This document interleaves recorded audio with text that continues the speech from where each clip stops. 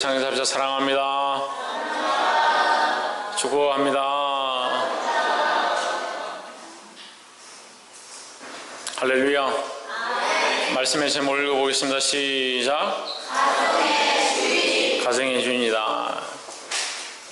오늘 시대가 켜지니까 가정이 제대로 완성이 안 되고 잘못된 가정들도 많이 있고, 또 가정을 세웠다 하더라도 짝된 가정이나 믿음으로 서지 못하는 가정이나 그런 문제가 있는 가정들이 많이 있습니다.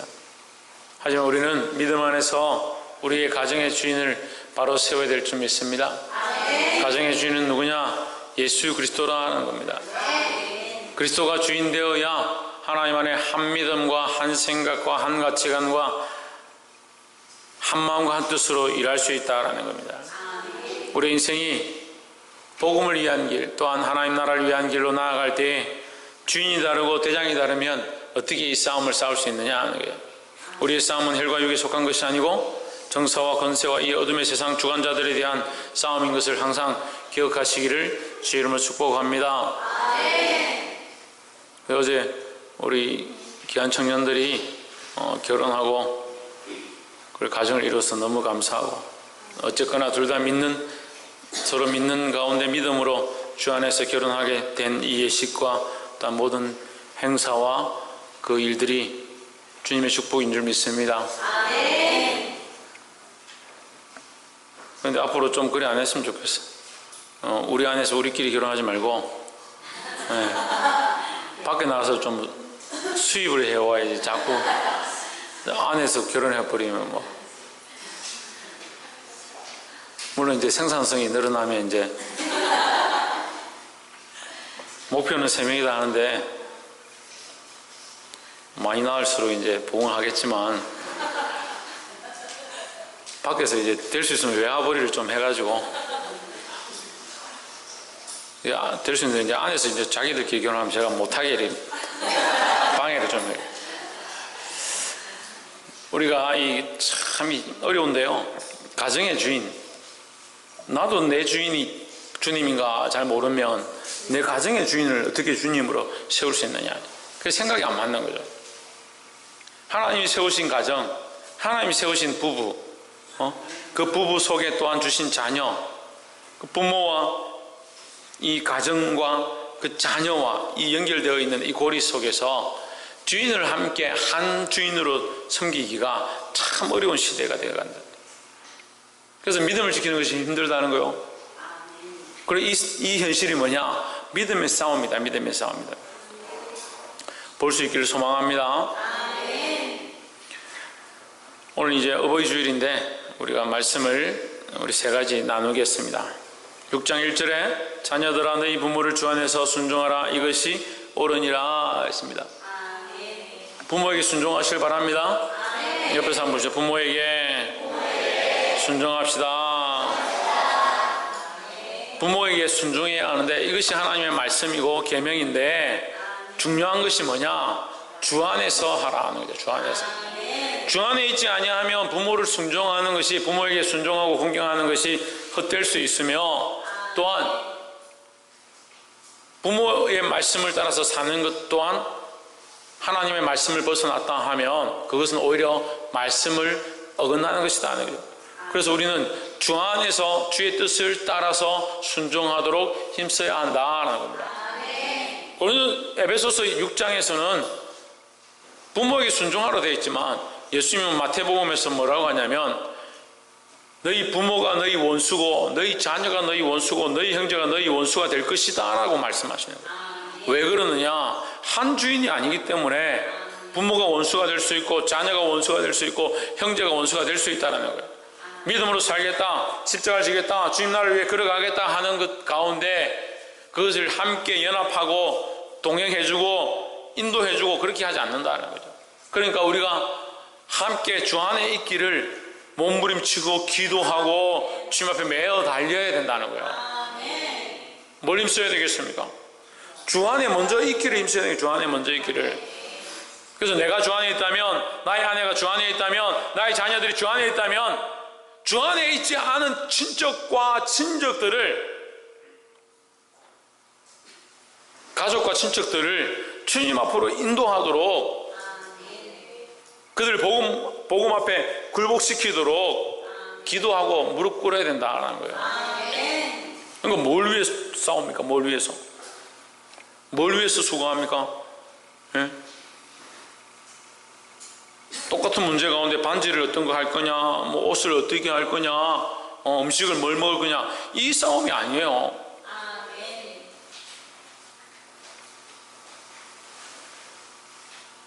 우리가 싸워야 될 게 무엇인지 분명히 이제 보았습니다. 그러니까 뭐 치고받고 싸우자는 게 아니에요. 정신을 차리는 거죠. 하나님 앞에 무릎 꿇고 기도하는 거죠. 그렇게 보고도 모르는 사람들은 어쩔 수 없고,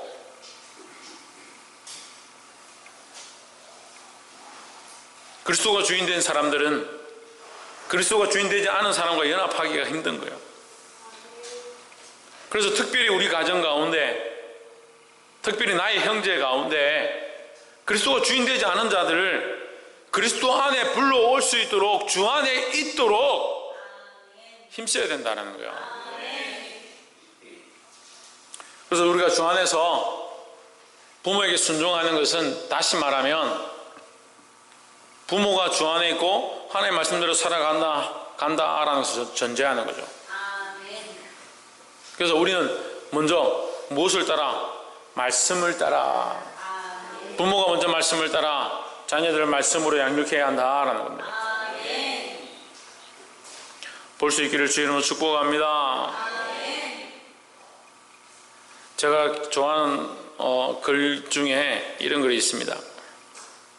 그리스도는 이 집의 주인이시라 식사 때마다 보이지 않는 손님이시고 모든 대화에 말없이 듣는 이시다라는, 이 글을 제가 굉장히 좋아하는 거예요.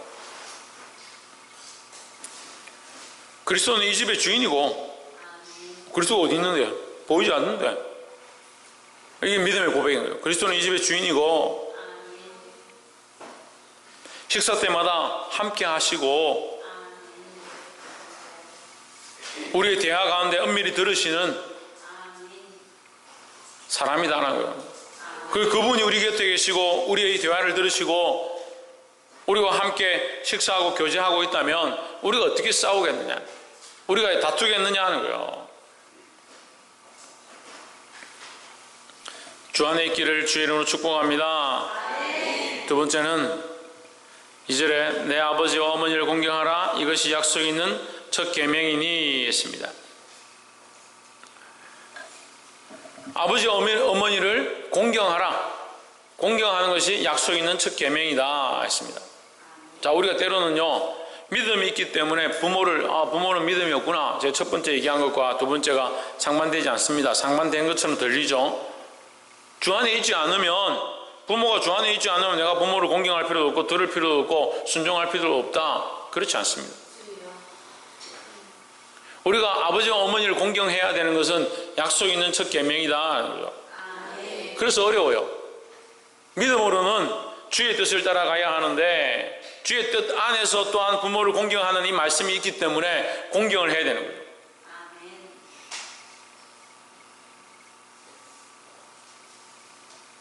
그래서 부모를 가장 잘 공경하는 방법이 뭐냐?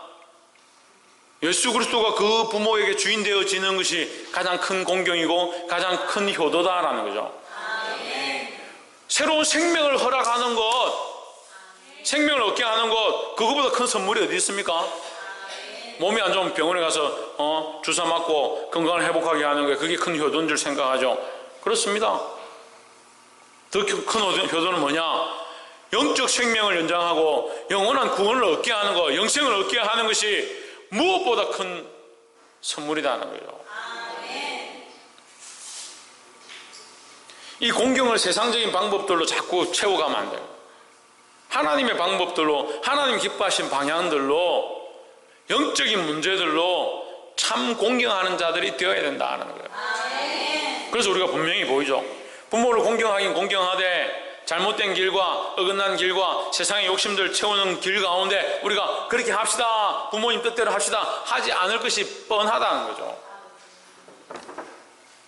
그러니까 우리가 아버지와 어머니를 공경하는 것은 주 안에서 말씀을 따라 하게 되어 있다는 거죠.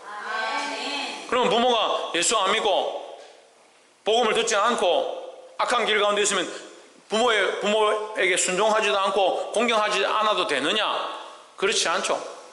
그렇다 하더라도 우리가 공경하는 자세와 항상 겸손하게 엎드리는 모습들은 가져야 한다는 거야. 하지만 아닌 건 아니고, 틀린 건 틀린 거고, 불법은 불법이고, 하나님의 말씀을 벗어난 건 벗어난 것이고, 그래서 우리가 타협할 필요는 없지만 부모에 대한 공경심 자체를 버릴 필요는 없다라는 거죠. 이게 어려운 거예요. 그럼 제가 어떻게 이렇게 말하냐? 저의 삶이 그렇게 경험했고 제 인생 가운데 그런 인생을 살아왔기 때문에 알 수 있는 거예요. 특별히 뭐가 어렵냐? 내가 믿음이 있으면 내 밑에 있는 사람들은 믿음으로 가르치면 돼요. 하지만 내가 믿음이 있다 해서 내 위에 있는 사람을 믿음으로 굴복시키는 건 정말 힘든 거예요. 그런데 우리 앞에 싸우면요, 밑에 있는 것만 싸웁니까? 골라서 싸웁니까? 그렇지 않죠.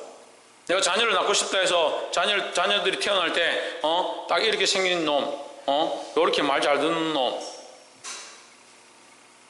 아들 딸 하나도 구별 못하면서 무슨 재주로 자기가 정해서 태어나냐? 그대로도 밑에 있는 것들이나 하여튼 밑에 있는 자녀들이나 직장도 마찬가지예요. 밑에 있는 부하들이야. 또 나의 혜택을 보는 사람들이야. 너희 예수 믿어라. 교회 와라. 한번 놀러 와라. 교육 싫으면 와서 잠깐 잔치하는데 행사라도 와라. 이렇게 하면 쉽죠. 그런데 위에 있는 사람은 쉽지 않은 거예요. 하지만 이 원리를 알아야 되는 거예요. 그가 믿지 않기 때문에 나는 무시하고 모든 것 가운데 부모로서 취급도 안 해주고 그렇게 해서는 안 된다는 거예요. 공경의 자세는 항상 가져야 한다는 거예요. 그래서 어려워요. 우리가 이 자세는 가지고 있으면서 타협하지 않고 진리 가운데 나아가고 그렇게 하면서 끝까지 공경하고 사랑하고 할 수만 있으면 그들을 복음 안에 들어와서 구원을 얻게 하는 일을 계속 몸부림치는 것이 너무 어렵고 힘든 일이에요. 그래서 뭡니까? 그래서 뭐예요 이게? 우리 뭐 하는 거예요 그러면? 예? 이 십자가를 지는 거예요. 십자가를 지는 거. 홍채 뭐 하는 거라고? 그리고 십자가를 지는 삶이 힘들고 어렵고 괴로운 거예요. 왜 안 어렵습니까 삶이? 목사님 요즘 행복해요. 요즘 좋은 일이 많아요. 우리 애가요 장학금 받아오고요. 상도 받아오고요. 영적 싸움을 왜 안 하냐? 왜 구원의 일들을 하지 않느냐? 우리 가운데요 이 십자가를 지지 않아도 될 사람이 아무도 없습니다. 특별히 영혼 구원에 대한 문제들 가운데 자유로운 사람이 아무도 없습니다. 특별히 이수연, 특별히 가족 구성원들 가운데 구원의 문제가 100% 아닌 게 참 감사해요. 100% 아닌 사람들이 지금 다 100% 아니야. 다 100% 아니야. 얘기해 볼까요? 예? 가정별로 다 호구조사 한번 해볼까요? 다 100% 아니야. 다 100% 아니야. 그러니까 말씀하기 쉽죠.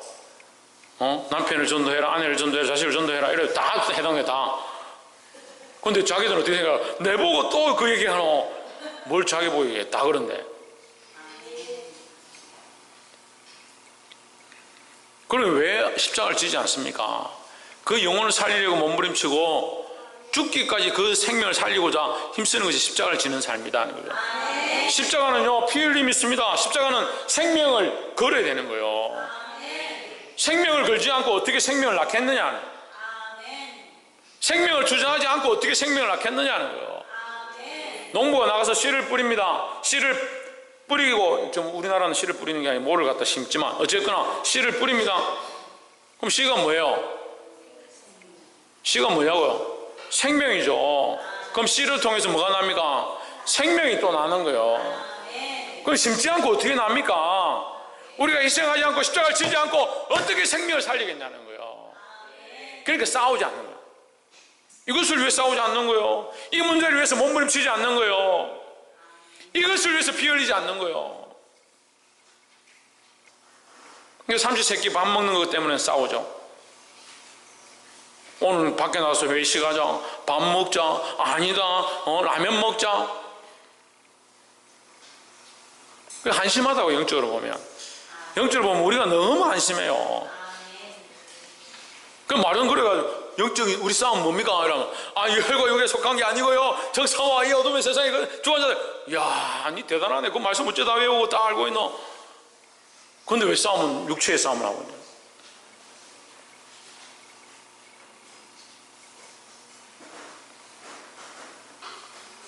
그래, 두 번째가 아버지 어머니를 공경하라는데, 공경하는 가장 큰 것이 뭐다? 공경하는 가장 큰 것이 뭐다? 구원 얻게 하는 것이다 하는 거죠. 복음을 전하는 것이다. 복음을 전하는 것이다. 구원 얻고 안 얻고는 우리가 하는 게 아니지만, 우리는 뭘 해야 되냐? 복음을 꾸준히 전하고 꾸준히 그것을 위해서 기도하고 임해야 된다는 거예요. 서건태 알겠나? 3절에 이는 내가 잘되고 땅에서 장수하리라. 4절 같이 읽읍시다. 시작. 또 아비들아, 너희 자녀를 노엽게 하지 말고 오직 주의 교훈과 훈계로 양육하라 했습니다.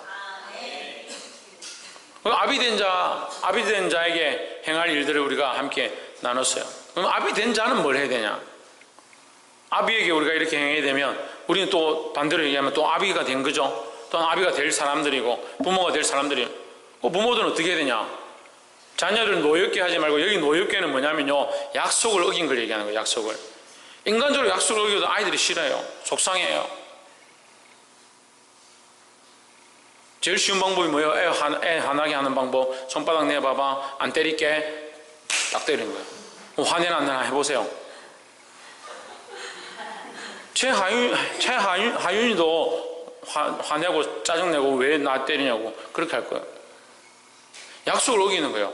그렇게 하기로 하고 안 하는 거, 또 하지 않기로 하고 하는 거. 특별히 약속은 뭐냐? 약속의 말씀이라는 거예요. 자녀를 양육할 때요, 말씀으로 양육해야 돼요. 또한 특별히 뭘 해야 되냐? 내가 뭐 해야 되겠습니까?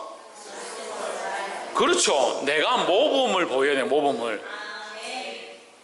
그럼 이게 노엽계가 약속에 대한 문제인데요, 이걸 해석을 잘 해야 되는데, 나는 내 멋대로 살면서, 야, 너 똑바로 예배 안 드려? 너 기도회 안 와? 너 11조 안 하니? 자기는 평생 11조 안 해놓고, 자기는 평생 기도회 안 해놓고, 자기는 평생 마음대로 살아놓고, 자식 보고는 왜 예배 똑바로 안 하냐? 왜 교회 열심히 안 나가나? 그게 우스운 거예요. 부모가 가정에서 기도하지 않고 믿음으로 행하지 않고 수많은 문제들 앞에 그냥 인간적인 눈물들 보이고 인간적인 일들을 힘쓰는 것들 보여놓고, 자식이 좀 아프다, 엄마 나 좀 아파, 그럼 기도해야지. 그게 자녀를 노엽게 하는 거라고요. 제가 너무 간단하고 단순한 얘기를 했지만 우리 삶 자체가 지금 너무 그런 거예요. 실제로 삶은 말씀대로 살지 않으면서 자식들은 그렇게 양육하려고 하고, 나는 바른 생활을 하지 않으면서 자식은 바른 생활을 하라고 하는 거예요. 그게 자녀를 노엽게 하는 거라고요. 더 나아가서 그것은 하나님이 기뻐하지 않는 모습이라는 거예요. 그래서 노엽게 함의 연결이 뭐냐? 교훈과 훈계예요. 자녀를 교훈과 훈계로 양육할 것이면 너도 또한 주의 말씀을 따라 교훈과 훈계로 살아라는 거죠. 그래서 1, 2, 3절이 첫째 된 약속의 계명, 부모를 공경하고 주 안에서 공경하고 주 안에 있으라 했으니까, 주 안에 있는 것은 결국 내가 주 안에서 부모를 공경하는 것은 자녀들 또한 말씀으로 양육해서 주 안에 있도록 하는 것이라는 거죠. 이것을 연기하면 어떻게 됩니까? 내가 이 약속을 따라, 이 말씀을 따라 내가 순종함으로 부모님 안에서 내가 모범을 보임으로 내 자녀들도 어떻게? 주 안에서 교훈과 훈계로 이것을 따라오도록 하는 것이 부모가 해야 될 일이라는 거예요. 그런데 나는 이 말씀을 따라서 부모에게도 하지 아니하고 목회자에게도 하지 않고 교회도 하지 않고 직장에서도 엉망으로 하는데, 자녀들에게는 주의 교훈과 훈계를 이렇게 해라 그러면 그게 뭐요? 자녀를 노엽게 하는 것이라는 거예요.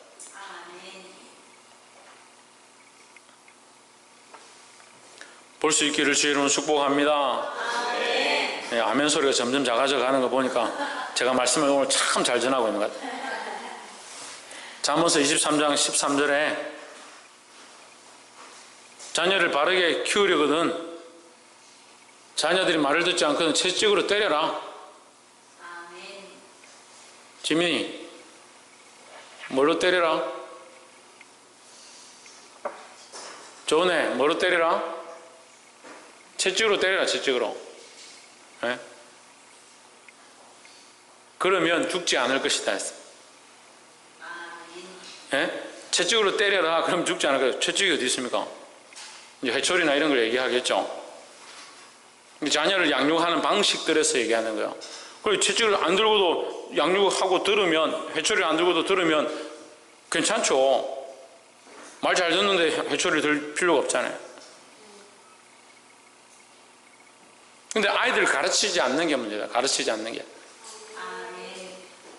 시대가 자꾸 아이들이 하고 싶은 대로, 자녀들이 하고 싶은 대로 그냥 내버려둬. 왜 내버려두냐? 내가 바른 길을 모르겠다.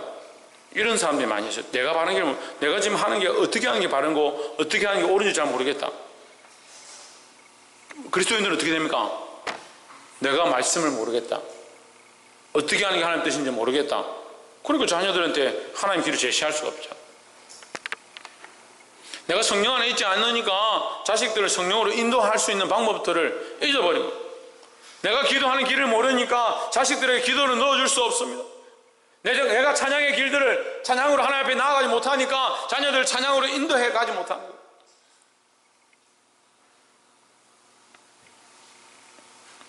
말씀 맺겠습니다.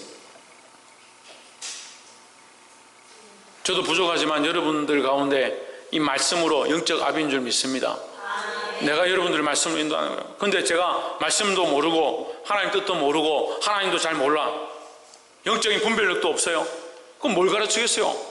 책 가지고 책에 있는 대로 글자 읽어주면서 설명하고 끝나겠죠. 찬양 인도자들이 영적 분별력들이 없어요. 노래만 잘 불러요. 그럼 뭐 하겠습니까? 노래만 하고 가는 거예요. 노래만 하고.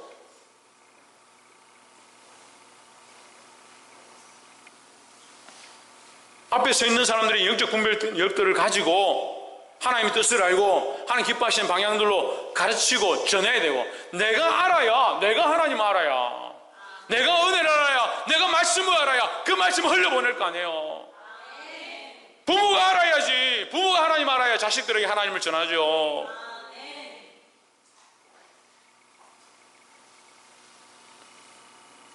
자식들도 마찬가지예요. 우리가 하나님 알면 하나님 똑바로 전하고, 그리스도를 알면 그리스도를 똑바로 나눠줄 수 있는 그런 자들이 되어 가야 되는 거예요. 사랑하는 성도 여러분, 육체적인 싸움을 하지 말고 눈에 보이는 일들 가운데 힘쓰지 말고 말씀을 따라 힘쓰며 하나님 나라와 복음을 위해서 나아가는 저와 여러분 되기를 주 예수 그리스도 이름으로 축복합니다. 기도하겠습니다.